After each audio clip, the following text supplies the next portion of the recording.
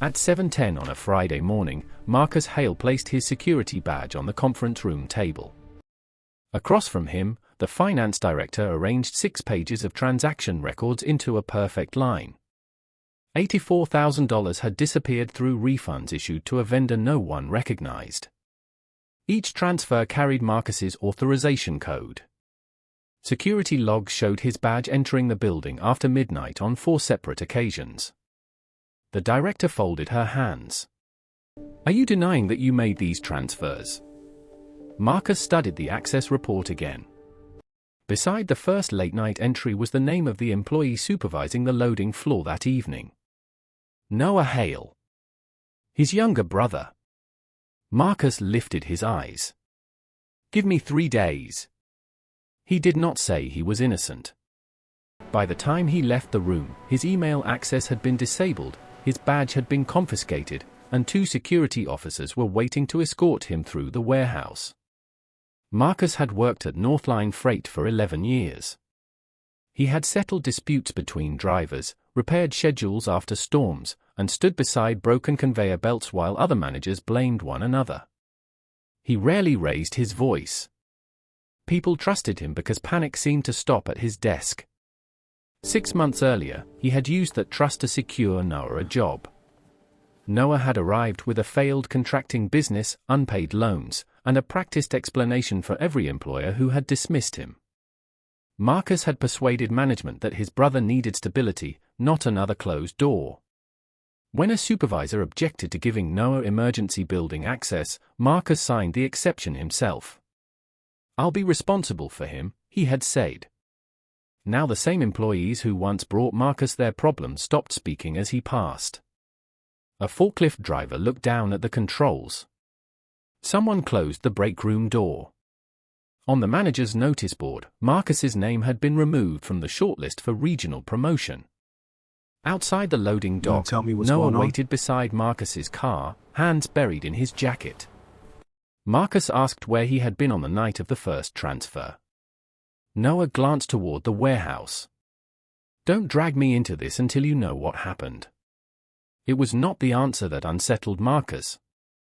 It was the absence of surprise. At home, Marcus opened the locked drawer in his desk. He kept an emergency company access card there, sealed in a plastic sleeve beneath old tax documents. The sleeve was empty. He called Noah. This time, Noah admitted borrowing the card during an overnight shift.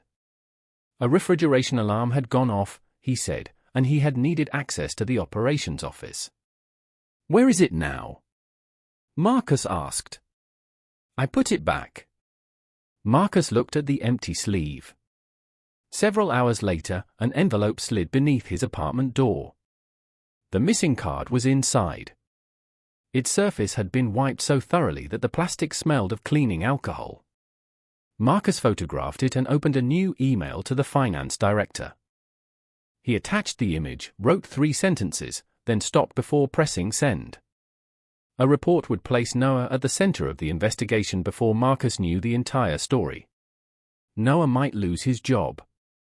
He might be arrested. Their mother had died believing Marcus would keep the family together.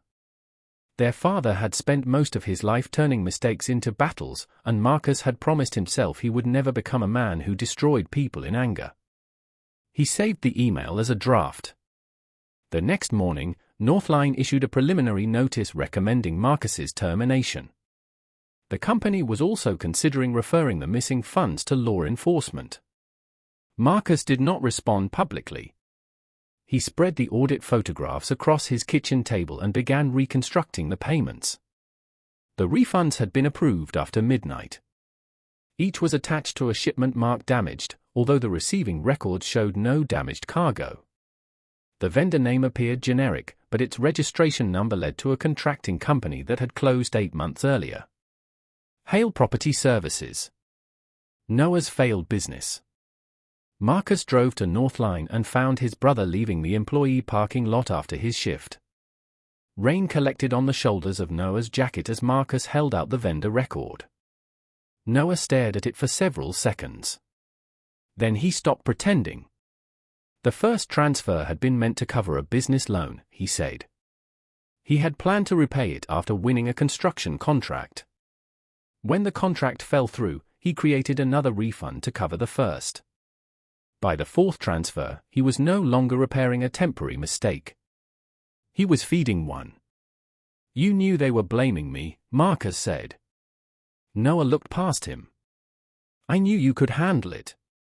Marcus unfolded another page. One transfer had been processed after his suspension. Noah had continued taking money while Marcus was being escorted out of the building. "I was trying to fix it," Noah said. "I needed enough to close everything at once." From his coat, he removed a folded statement. It claimed Marcus had carelessly shared his credentials and allowed Noah to use the office without supervision. If Marcus signed it, Noah explained, the company might treat the theft as a failure of management rather than a deliberate crime. Marcus read the final line. "I accept responsibility for all transactions completed under my access." Noah's voice softened. "You said you'd be responsible for me." Marcus took the statement home. That night, he sat at the kitchen table with a pen in his hand. Noah sent 3 messages, then 5 more. One reminded Marcus of the promise he had made after their father's funeral. Another said prison would ruin Noah's life. The last contained only 4 words. "Don't abandon me now." Marcus placed the pen against the paper. Before he could sign, a new message arrived from North Line. The original vendor forms had disappeared from the records room. Without them, the electronic trail might be challenged. Marcus drove to the warehouse after midnight. His badge no longer worked, but an overnight supervisor allowed him into the administrative corridor while security watched. The vendor drawer contained strips of shredded paper. In the cabinet below it, Marcus found a folder bearing Noah's name. Inside were years of small rescues.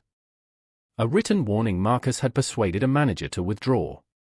A personal loan he had guaranteed. An access exception carrying Marcus's signature. A complaint from a former employer that Marcus had dismissed as unfair. Every page recorded a moment when Noah had faced a consequence, and Marcus had quietly stepped between them. He returned to his apartment and placed the folder beside Noah's prepared confession. For years, Marcus had believed his calmness made him different from their father. Their father had shouted, threatened, and punished. Marcus did none of those things. But silence had become another way of controlling the outcome. He absorbed every collision before Noah could feel it, then called the absence of conflict peace. The missing money was not the first price Marcus had paid for his brother. It was only the first price large enough to expose the pattern. Marcus photographed every remaining document. He compiled the vendor registration, the shift schedules, the access logs, and the image of the cleaned security card. In his statement, he admitted giving Noah access that should never have been granted. He admitted finding the card and delaying his report. He accepted every decision that belonged to him. Then he called the finance director. Noah made the transfers, he said. The disciplinary hearing took place the next afternoon. Marcus sat across from the finance director and the company attorney. Noah occupied the chair beside him, tapping one foot against the floor. At first, Noah denied the accusation. When Marcus presented the vendor records, Noah blamed the access policy. When Marcus presented the post-suspension transfer, Noah blamed panic. When the company attorney asked why he had used Marcus's credentials, Noah turned toward his brother. "He gave them to me." Marcus did not argue. He acknowledged the access exception.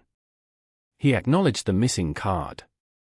He acknowledged that he had waited too long after finding it. Then he pushed his statement across the table. Noah leaned closer. "Withdraw it." Marcus kept his hand beside the paper. "You're choosing this company over your own family." Marcus looked at the brother he had defended through unpaid debts, lost jobs, warnings, and excuses. "No," he said. "I'm refusing to choose for you again." He removed his hand. The statement remained on the table.